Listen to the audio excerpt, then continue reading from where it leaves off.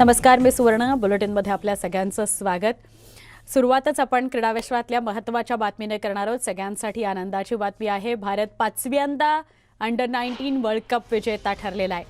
अंतिम सामन्यामध्ये भारताने इंग्लंडला 4 गड्यांनी धूळ चारली आहे आणि विश्व विजेतेपदावर नाव कोरलेलं आहे। इंग्लंडने नाणेफेक जिंकून पहिल्यांदा फलंदाजी करण्याचा निर्णय घेतला, मात्र भारताच्या रवी कुमार आणि राज बावा यांनी केलेल्या भेदक मार्यासमोर इंग्लंडचा संघ 189 धावांमध्येच आटोपला।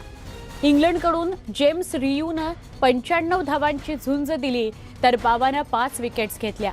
प्रत्युत्तरात भारताने आपले 6 फलंदाजांच्या मोबदल्यात इंग्लंडचं आव्हान लिलया पार केलं। उपकर्णधार शेख रशीद आणि निशांत सिंधूच्या अर्धशतकाच्या जोरावर भारताने हा विजय मिळवलेला आहे। यश धूलच्या नेतृत्वाखालील टीम इंडियाने या स्पर्धेत उत्कृष्ट असा खेळ दाखवला। त्यांनी स्पर्धेत आतापर्यंत खेळलेले सर्व सामने जिंकले। राज बावाला सामनावीर पुरस्कार मिळाला, तर दक्षिण आफ्रिकेच्या डेवाल्ड ब्रेविसला मालिकावीर पुरस्काराने गौरवण्यात आलं।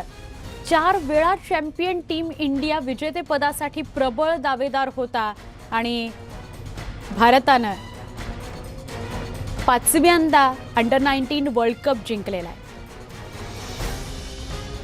ग्राफिक्सच्या माध्यमातून आपण अंडर-19 वर्ल्ड कपच्या इतिहासावर नजर टाकूया। 2000 साली श्रीलंकेचा पराभव केला होता कर्णधार मोहम्मद कैफ। 2008 साली दक्षिण आफ्रिकेचा पराभव केला होता कर्णधार विराट कोहली। 2012 साली ऑस्ट्रेलियाचा पराभव केला, कर्णधार होता उन्मुक्त चंद। 2018 साली ऑस्ट्रेलियाचा पराभव केला, कर्णधार पृथ्वी शॉ। 2022 साली इंग्लंडचा पराभव केला, कर्णधार यश धूल।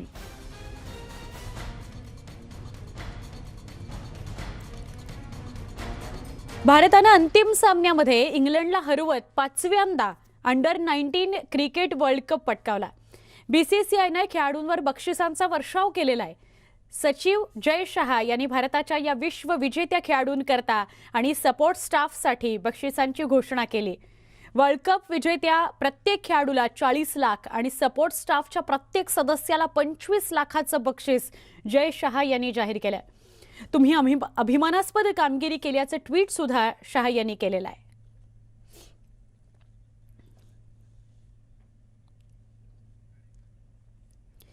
आणि बातमी गाणं सम्राज्ञी ज्येष्ठ गायिका लता मंगेशकर यांच्या संदर्भातली। लता मंगेशकर यांच्यावर ब्रीच कँडी रुग्णालयामध्ये सध्या उपचार सुरू आहेत, मात्र लता दीदींची तब्येत स्थिर आहे। तसंच लता दीदींच्या प्रकृतीत सुधारणाही होतीये, अशी माहिती ज्येष्ठ गायिका आशा भोसले यांनी दिली। त्याचबरोबर त्यांच्या तब्येत बरी होण्याकरता देशभरातून प्रार्थना होत आहेत, आम्हीही प्रार्थना करतोय असंही त्या म्हणाल्या। तसंच लता दीदी उपचारांना प्रतिसाद देत आहेत असंही डॉक्टर्सनी सांगितलं। प्रकृती खालावल्यामुळे लता दीदी सध्या व्हेंटिलेटरवर आहेत। काही दिवसांपूर्वी त्यांना कोरोनाची लागण झालेली होती।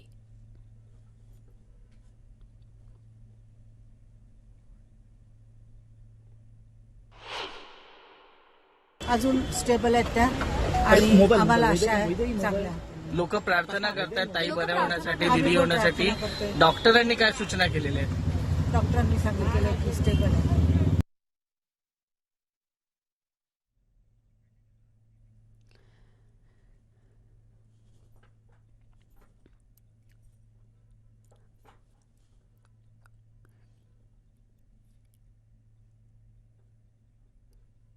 लता दीदी उपचारांना चांगला प्रतिसाद देत आहेत, अशी माहिती ब्रीच कँडी रुग्णालयातल्या डॉक्टर्सनीही दिली।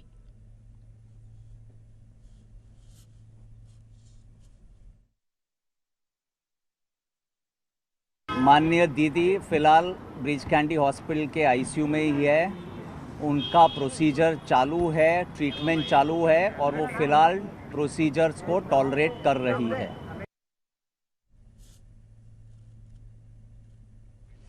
तर विधानसभेचे विरोधी पक्षनेते देवेंद्र फडणवीस यांनी काय प्रतिक्रिया दिली तीही बघूयात।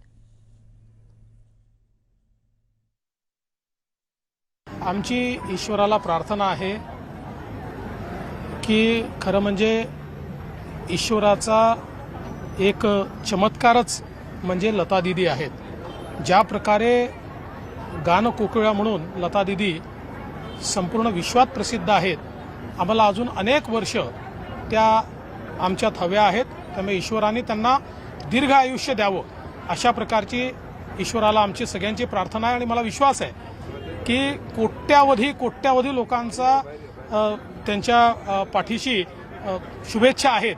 त्यामुळे जरूर ते या संकटातून बाहेर येतील. पर्यावरण मंत्री आदित्य ठाकरे यांनी लता दीदींकरता प्रार्थना केली. लता दीदी यांची प्रकृती चांगली व्हावी अशी सगळेच जण प्रार्थना करतायत असं आदित्य ठाकरे म्हणाले. आमची सगळ्यांची त्यांच्यासाठी प्रार्थना सुरूच आहे आणि ते लवकर बऱ्या व्हाव्यात आणि आम्हाला सगळ्यांना परत जसे आधीसारखे भेटायचे तसे भेटावेत ही ईश्वरचरणी प्रार्थना आहे. आमची सगळ्यांची त्यांच्यासाठी प्रार्थना सुरूच आहे आणि ते लवकर बऱ्या व्हाव्यात आणि आम्हाला सगळ्यांना परत जसे आधीसारखे भेटायचे तसे भेटावेत ही ईश्वरचरणी प्रार्थना आहे. लता दीदी या ब्रिचकँडी रुग्णालयामध्ये दाखल आहेत. व्हेंटिलेटरवर त्यांना ठेवलं गेलेलं आहे, पण त्यांची प्रकृती स्थिर असल्याची माहिती मिळते आहे. काल दिवसभरामध्ये सुप्रिया सुळे असतील किंवा राज ठाकरे असतील किंवा त्यांच्या कुटुंबियांमधले काही जण असतील, जसं हृदयनाथ मंगेशकर सुद्धा भेटायला गेले होते. आशा भोसले काल ब्रिचकँडी रुग्णालयामध्येच होत्या. तर या सगळ्यानंतर मेडिकल बुलेटिन पण आले आणि त्यांची प्रकृती कशी आहे त्याच्याविषयीची सुद्धा माहिती मिळाली. आत्ता आमच्या प्रतिनिधी सुष्मिता बिधाणे पाटील आपल्यासोबत आहेत, त्यांच्याशी बोलूया. सुष्मिता, काल थोडी भीती चिंता बळावलेली होती. त्यांच्या तब्येतीसाठी प्रार्थना केल्या जात होत्या. अनेक जण त्यांना भेटायला सुद्धा हॉस्पिटलमध्ये गेले.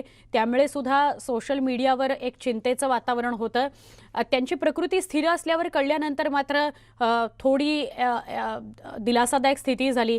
आत्ता सुष्मिता काय अपडेट द्याल? खरं तर ब्रिचकँडी रुग्णालयाबाहेर आता मोठ्या प्रमाणात सुरक्षाही वाढवण्यात आलेली आहे. गानसम्राज्ञी लता दीदींची तब्येत चिंताजनक असल्याचं सगळ्यात पहिल्यांदा समोर आल्यापासूनच अनेकांनी त्यांच्या शुभचिंतनासाठी, त्यांच्या दीर्घायुष्यासाठी प्रार्थना करण्यास सुरुवात केली.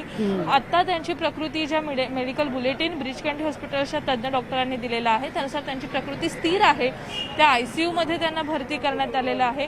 गेल्या काही दिवसांमध्ये आपण जर बघितलं असेल, सगळ्यात आधी त्यांना कोरोनाची लागण झालेली, त्यानंतर निमोनिया, या सगळ्यात त्या कुठेतरी बऱ्याच झालेल्या होत्या. परंतु आता पुन्हा ज्या पद्धतीची माहिती काल आणि परवा आपण बघितली ती आली होती, त्यामध्ये लता दीदींची तब्येत थोडीशी खालावलेली पाहायला मिळाली. परंतु एक चांगली गोष्ट हीच आहे की आता त्या उपचारांना सकारात्मक प्रतिसाद देत आहेत असं डॉक्टरांनी म्हटलेलं आहे. ब्रिचकँडी रुग्णालयात अनेक मान्यवर सुद्धा येऊन त्यांची भेट घेतली. काल आशा दीदींनी सुद्धा, आशाताईंनी जेव्हा माध्यमांशी संवाद साधला तेव्हा त्यांनी स्पष्ट केलेलं होतं की त्यांच्या उपचारामध्ये आम्हाला सकारात्मक प्रतिसाद मिळतोय. आम्ही सुद्धा त्यांचे कुटुंबीय म्हणून त्यांचं आरोग्य बरं व्हावं, त्यांना बरं वाटावं म्हणून प्रयत्न करतोय किंवा प्रार्थना करतोय. तुम्ही सुद्धा करा. आणि म्हणूनच आपण बघतोय देशभरातील लता दीदींच्या सुमधुर अशा गाण्यांवरती प्रेम करणारे, त्यांच्या एकूणच व्यक्तिमत्वावर प्रेम करणारे अनेक लोक आज त्यांच्यासाठी प्रार्थना करते. आणि आपण जर ब्रिचकँडी रुग्णालयाबाहेर बघा तर सुरक्षा सुद्धा वाढवण्यात आलेली आहे. माध्यम प्रतिनिधींची सुद्धा गर्दी आपल्याला पाहायला मिळते.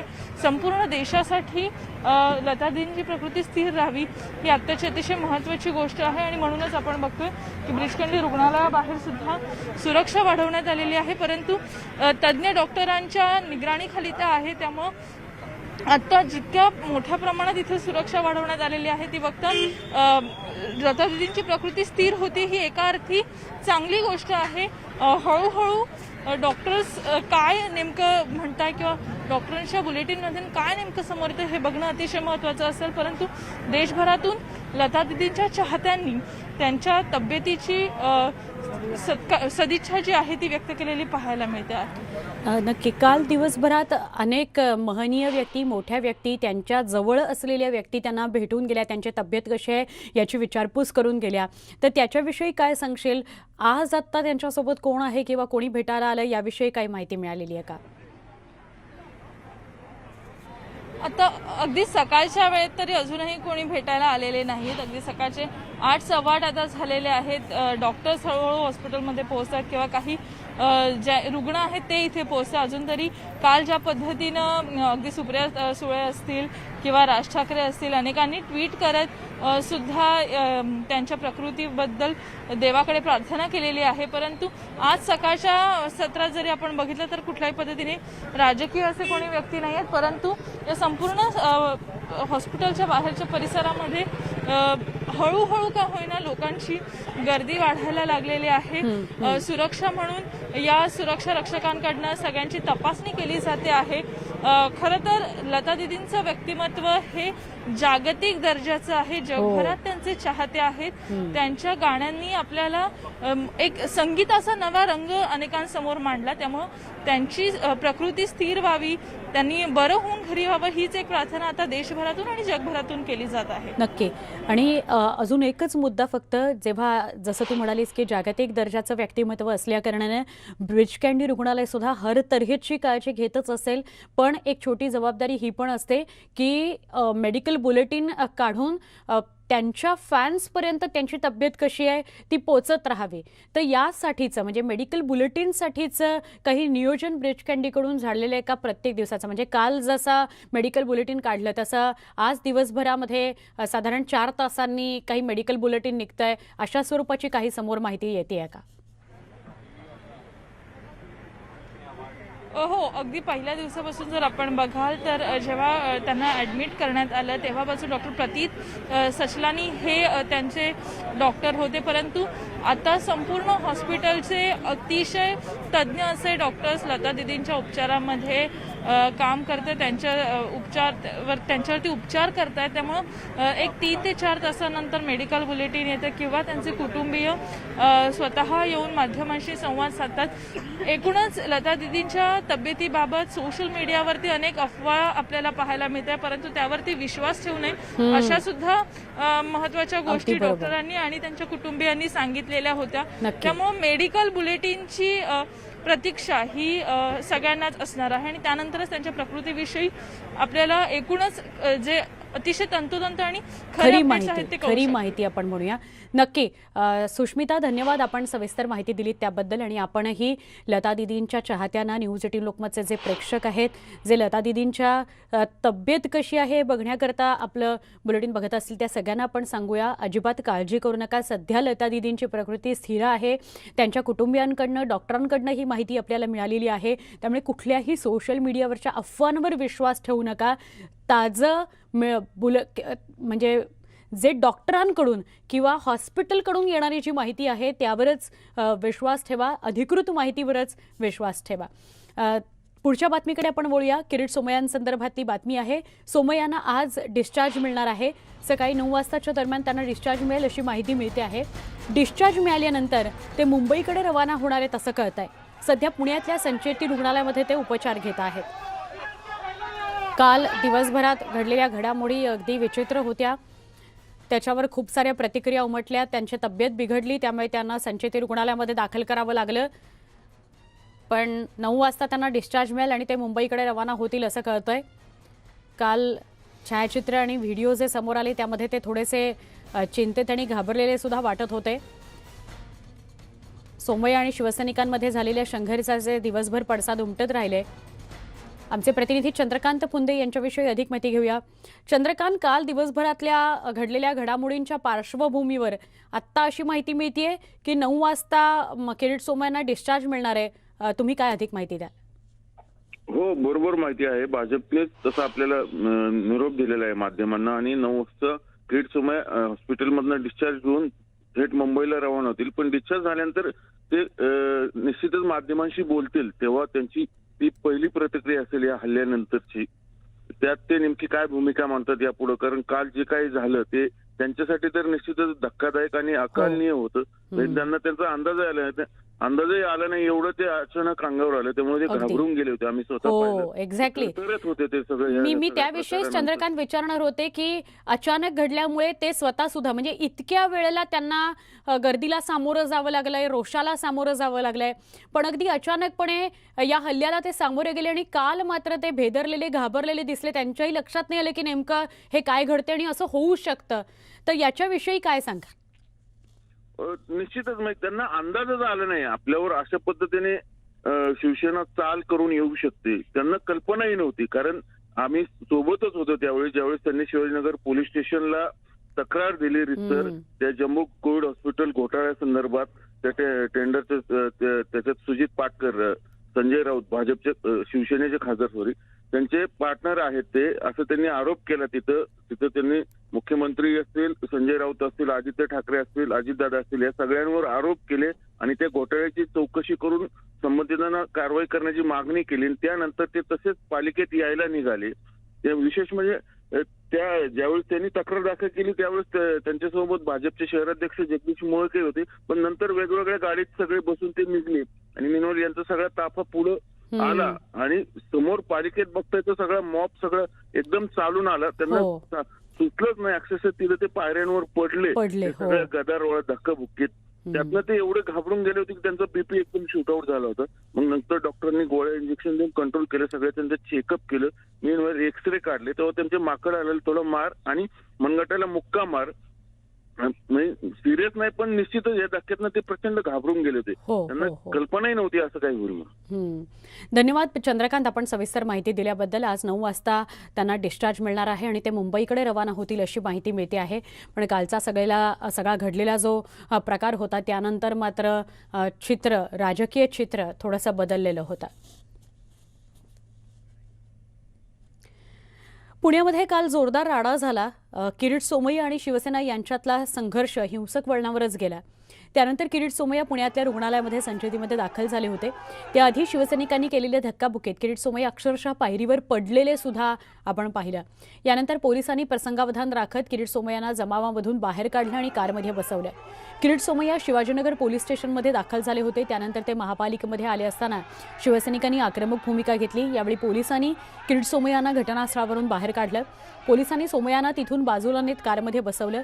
पोलिसांनी किरीट सोमय्या यांना गाडीत बसवल्यानंतरही आक्रमक शिवसैनिकांनी सोमय्यांच्या कारवर हल्ला चढवला. काही कार्यकर्ते कारच्या समोर आले तर काही कार्यकर्त्यांनी कारच्या मागच्या बाजूने हल्ला केला.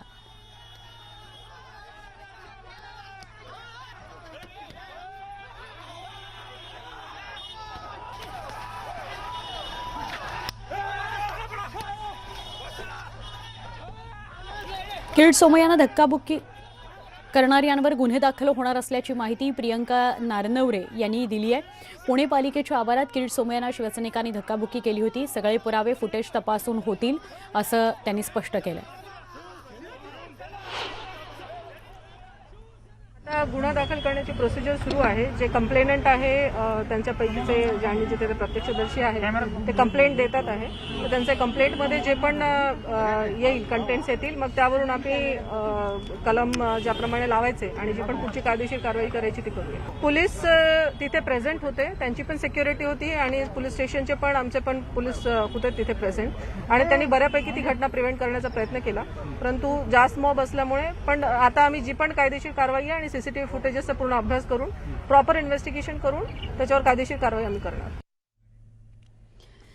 पुण्यामध्ये किरीट सोमय्यांना महापालिकेमध्ये शिवसैनिकांनी हल्ला केल्याची धक्कादायक घटना घडली आणि या घटनेची राज्याच्या गृहमंत्र्यांनी दखल घेतलेली आहे. घटनेचा तपास करून दोषींवर कारवाई करू असे आदेश राज्याचे गृहमंत्री दिलीप वळसे पाटील यांनी दिले आहेत. पुण्यामध्ये जी घटना घडलेली आहे त्या घटनेच्या संदर्भामध्ये मी माहिती घेतली. एका बाजूला ते दुसऱ्या पक्षाचा काही कार्यक्रम सुरू असताना भाजपचे काही कार्यकर्ते त्या ठिकाणी गेले. त्याच्यामधून त्यांच्यात बाचाबाची झाली आणि त्याच्यामधून ही घटना घडलेली आहे. तरीसुद्धा त्याची संपूर्ण चौकशी करायचे आदेश मी दिलेले. असं चौकशी करण्याचे आदेश आता दिलेले आहेत. त्याच्यामध्ये कोणी दोषी असेल तर त्याच्यावर आपण कारवाई करू. आता पुढच्या एका बातमीकडे वळतोय. मुंबई बॉम्बस्फोटाच्या कटातील एका महत्त्वाच्या दहशतवाद्याला अटक करण्यात आली आहे. तपास यंत्रणांना यश आलंय. 1993च्या साखळी बॉम्बस्फोटाच्या तब्बल 27 वर्षांनंतर एका कुख्यात दहशतवाद्याला थेट संयुक्त अरब अमिरातीत अटक करण्यात आली आहे. कोण आहे हा मुंबईचा गुन्हेगार, जाणून घेऊया या स्पेशल रिपोर्टमधून.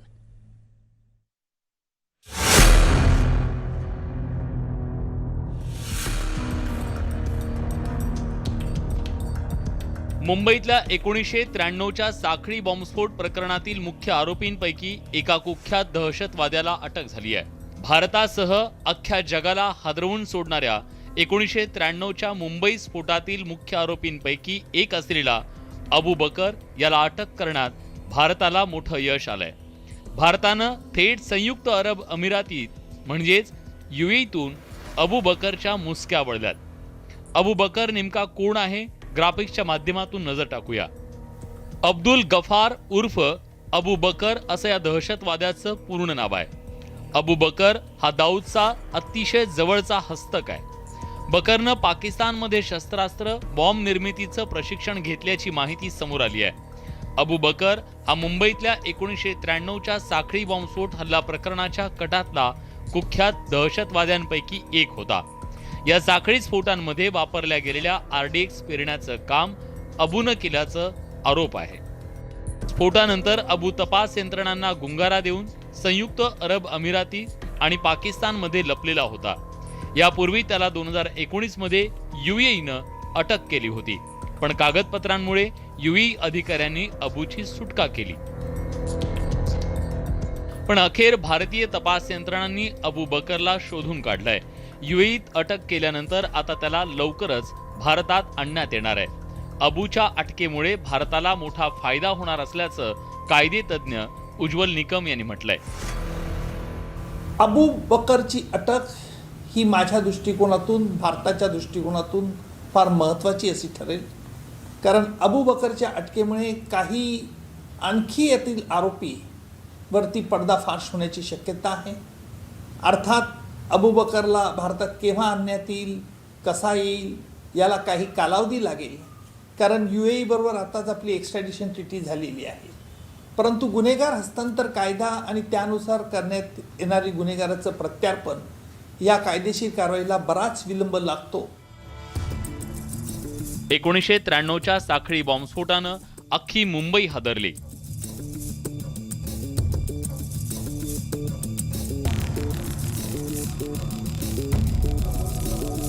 मुंबईत एकूण 12 ठिकाणी साखळी बॉम्बस्फोट झाले, ज्यात मुंबई शेअर बाजार, मुंबई विमानतळाजवळ, वरळीतल्या सेंच्युरी मिल परिसर, पासपोर्ट ऑफिसच्या शेजारी, ऑल इंडिया बिल्डिंग, काथा बाजारसह 12 ठिकाणी स्फोट करण्यात आले. या स्फोटांमध्ये तब्बल 257 नागरिकांचे बळी गेले. याशिवाय 713 निष्पाप नागरिक या बॉम्बस्फोटात जायबंदी झाले. आमच्या असं लक्षात आलं होतं की एका आरोपीच्या साक्षीवरून की हा दुबईला कट रचण्यात आला होता आणि त्याला दाऊद इब्राहिम होता, टायगर मेमन होते आणि इतर काही आरोपी होते. त्यानंतर या सगळ्या आरोपींना पाकिस्तानमध्ये नेण्यात आलं होतं. पाकिस्तानच्या विमानतळावरती त्यांचे पासपोर्ट्स कुठेही तपासण्यात आले नाही. तिथे इमिग्रेशनचा शिक्का मारण्यात आला नाही आणि त्याच्यानंतर ह्या काही आरोपींना प्रशिक्षण देण्यात आलं. आता हे पाशवी बॉम्बस्फोट घडवणाऱ्यांच्या टोळीतील अबू बकरला अटक झाल्यानं पाकिस्तानी दहशतवाद्यांशी संबंधित बरीच माहिती भारताच्या हाती लागण्याची शक्यता आहे. मुंबईहून अजित मांढरेसह ब्युरो रिपोर्ट, न्यूज 18 लोकमत. या सगळ्या घडामोडींसह बुलेटिनमध्ये आत्ता इथंच थांबतोय. कोरोनाचे नियम पाळायला विसरू नका. सगळ्या ताज्या बातम्या, अचूक बातम्या बघण्याकरता न्यूज18लोकमत.com या यूट्यूब चॅनलला सबस्क्राईब करा. फेसबुक, ट्विटरवर फॉलो करा. पहा फक्त न्यूज 18 लोकमत.